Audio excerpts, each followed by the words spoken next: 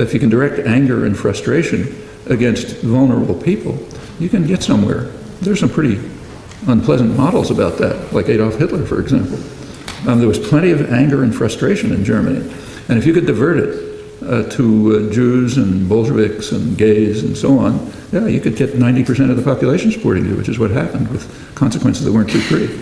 So it's not some new idea, you know. Reagan was a master at this. So those of you who are old enough to remember will remember the tales about the black mothers being driven in their chauffeured Cadillacs to the welfare station to pick up their welfare check and go home and spend it on, you know, a fur coat or something. And that sold. In fact, you look at polls today, it's very interesting. By and large, the population is kind of social democratic. They want more spending on health and education and pretty progressive things. And they do want more spending on help for the poor, but not welfare.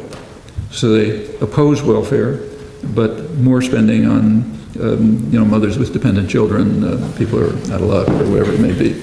In other words, welfare. But they're against welfare, and that's a triumph of Reaganite propaganda. Welfare means that rich black mother who's stealing your money. We got to take our country back and get it away from these school teachers who are ripping us off and so on. And this combines, the school teachers particularly, I mean, you can't go too far after the police and firefighters, maybe a little, but not too far. But the teachers, really, they do want to get rid of. Not that there won't be any teachers, but you won't have any public education. You're not going to privatize the police department, yet at least, but you can privatize public education.